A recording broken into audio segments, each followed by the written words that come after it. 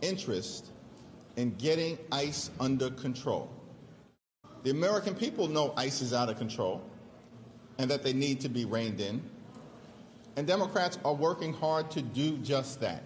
We believe that taxpayer dollars should be used to make life more affordable for everyday Americans, not brutalize or kill them, which is what we've seen in Minneapolis with the cold-blooded killing of Renee Nicole Good and Alex Preddy. In this country, immigration enforcement should be fair, it should be just, and it should be humane. That's not what's taking place right now in the United States of America, where law-abiding immigrant families are being violently targeted and American communities are being brutalized. Dramatic changes are needed at the Department of Homeland Security in terms of ICE and CBP. Absent that, Republicans have decided to shut down parts of the federal government once again. Question? Mr. Leader, the DHS is a massive agency. It's going to impact millions of people. Shouldn't Congress be working right now to solve that problem? I'm here, ready, willing, and able to have a conversation with anyone, anytime, any place. That's always been the Democratic posture.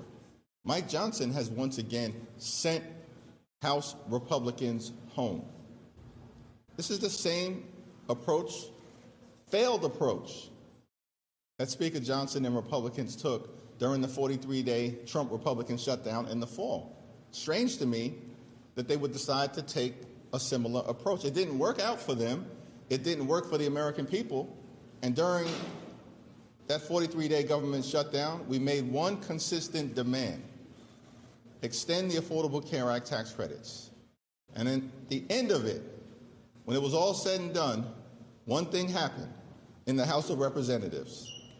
We passed a 3-year extension of the Affordable Care Act tax credits.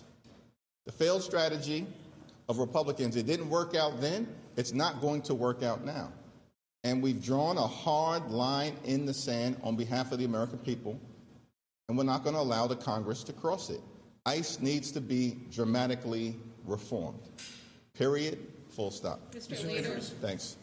Is there a revised plan coming from Democrats to the White House? It's our expectation that we will respond to the unserious offer that Republicans have made that clearly omits things that need to happen, including but not limited to our demand that the Fourth Amendment be respected, that judicial warrants be required before ICE agents can violently storm private property or the homes of the American people. That's completely and totally unacceptable. And yet Republicans refuse to adopt that position. It's completely and totally unacceptable that Republicans don't want to see an independent investigation of ICE agents who broke the law. Our view is that state and local authorities should have the ability to investigate criminally and prosecute criminally any agent who breaks the law and engages in violence against the American people or law-abiding immigrant families. This is America. No one is above the law. And we do not trust the Department of Justice. Y'all saw the embarrassing display by the so-called Attorney General the other day here on Capitol Hill. Who would trust her, or who would trust the weaponized Department of Justice to actually independently investigate wrongdoing by Trump administration officials or by ICE agents? That's a reasonable demand. It's also a hard line in the sand. We also believe that the money that has been used to hire untrained agents who are masked, hiding their identities, brutalizing the American people is an unacceptable use of taxpayer dollars. And we need to actually make sure that the money that's being spent by the Trump administration is being used to actually improve the quality of life of the American people. And so there are a variety of different areas that clearly the administration has fallen short of doing things that make things better for the American people. Until that happens, fortunately, it appears that Donald Trump and the Republicans have decided to shut down other parts of the Department of Homeland Security. Mr. Leader, so then just to be clear, can you just walk us through next steps? So are Democrats going to present another offer to the White House? Are you expecting another counter offer back? Or at this point, do you want a direct meeting with the president to try to close the deal? We haven't called for a direct meeting at this point, but again, we're ready to sit down with anyone, anytime, any place, if they are serious about the types of dramatic reforms that are necessary to get ICE under control. The American people know ICE is out of control. They need to be reined in. They're brutalizing everyday Americans and law-abiding immigrant families. They're not targeting violent felons who are here illegally. The president made that promise. He lied to the American people. So it's my expectation that at some point, Democrats in the House and the Senate jointly will respond to the latest unserious offer formally, and then it will once again be in the hands of Donald Trump and Republicans to decide what's next. Thank you, Leader Jeffries. There are going to be workers at TSA, FEMA, Coast Guard who are looking at this and saying, I got nothing to do with ICE, but I'm not getting paid right now. What do you want them to know right now? Well, it's our view. We're going to continue to stand up for TSA officers and agents. We're going to stand up for FEMA. We're going to stand up for the Coast Guard. I think Rosa DeLauro has introduced legislation to ensure that other parts of the DHS agencies that have nothing to do with ICE or CBP are funded. Republicans have rejected that. They've decided they want to inflict pain on the American people. We know this is the case because that's the approach that Republicans took in the fall. It didn't work out for them, and now they want to repeat the same failed playbook. In the fall, they were trying to inflict pain, literally steal food from the mouths of hungry children by failing to pay SNAP benefits. That was the Republican strategy. It was the Republican strategy to try to constrain flights all across America. Again, in the fall, they were doing this because they didn't want to make health care affordable for tens of millions of people. This is extraordinary stuff. And now they don't want to get ICE under control. They don't want to make sure that taxpayer dollars aren't being abused to violently brutalize American citizens and in some cases kill them. So we're going to continue to hold the line on behalf of the American people. And it's on Republicans. If the Coast Guard shuts down, if FEMA is shut down, and if TSA is shut down. If DHS is shut down on February 24th, do you think that Trump should postpone his State of the Union? That's an open question. We'll have more to say about that next week. When it comes to the line of communication between you and the White House, 2 weeks ago, part of your argument for why you didn't support what came from the Senate was that Trump never engaged with you. Has that line of communication, even if not with Trump directly, improved at all? Well, there's communication staff to staff between the White House and House Democrats. And we've reiterated again to both House Republicans and to the Trump administration, no one speaks for House Democrats but House Democrats. And if we're going to arrive at an agreement here, obviously it's important for everyone to be at the table. That's 5 corners. That's the White House, that's the House Democrats, that's the Senate Democrats, that's House and Senate Republicans. If we're going to do the types of things that are necessary to get ICE under control. Could you just go back to what you said at the top about the judicial warrants? That seems to be just a real hard line on both sides. And I just want to back up and say it did sound like there was a little bit of movement yesterday from Leader Thune on masks, where he suggested the idea of, some with the doxing issue. It seemed like perhaps he had said, there might be a landing place, or maybe marrying some.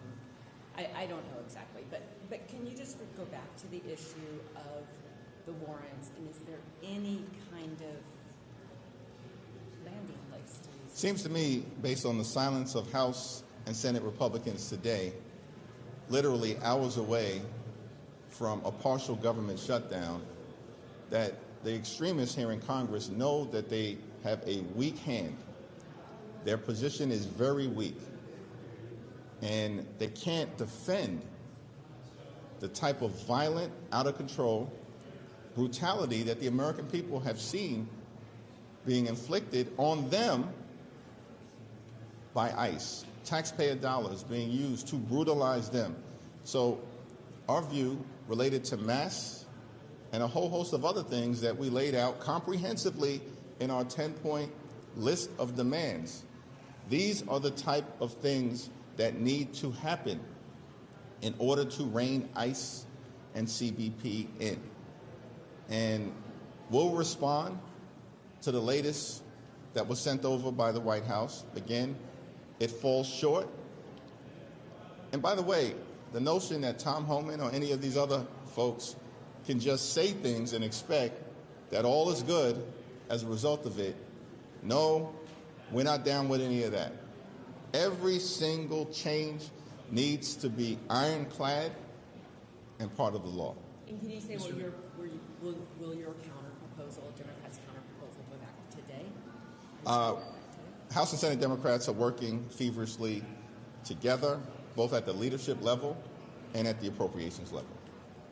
Thanks. You mentioned funding for the Coast Guard and TSA, but what do you say to those Americans who question the point of the shutdown if ICE was given 7 times their budget in the president's reconciliation bill and is going to continue operations? The one big ugly bill is going to be an incredibly important part of the discussion that we're going to have with the American people over the next few days, next few weeks, or beyond, depending on what Republicans decide to do. The notion, and we want the American people to understand this, that your taxpayer dollars in the one big ugly bill were used to provide massive tax breaks for Republican billionaire donors and to give DHS $191 billion slush fund, which includes $75 billion to ICE, being used to brutalize you. Republicans did that in their one big ugly bill. And they also enacted the largest cut to Medicaid at the same time in American history, ripped health care away from 14 million Americans in that very same bill, the one big ugly bill. And by the way, they also enacted the largest cut to SNAP in American history, $186 billion in that one big ugly bill. And so we're going to put that toxic legislation at the center of this discussion. And you're absolutely correct. Part of the reason we're in this situation right now is because of what Republicans did on a partisan basis in creating a slush fund used to violently brutalize the American people, unleashing untrained, masked ICE agents in American communities all across the country. Unacceptable, unconscionable, and un-American.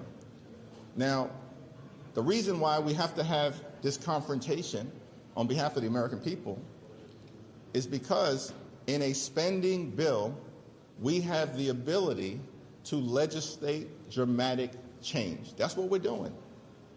And the reason why we're confronting the possibility of a shutdown in a few hours is because Republicans are unwilling to enact change that is dramatic. We believe any changes should be bold, should be meaningful, should be dramatic, should be transformational, should get ICE completely and totally under control.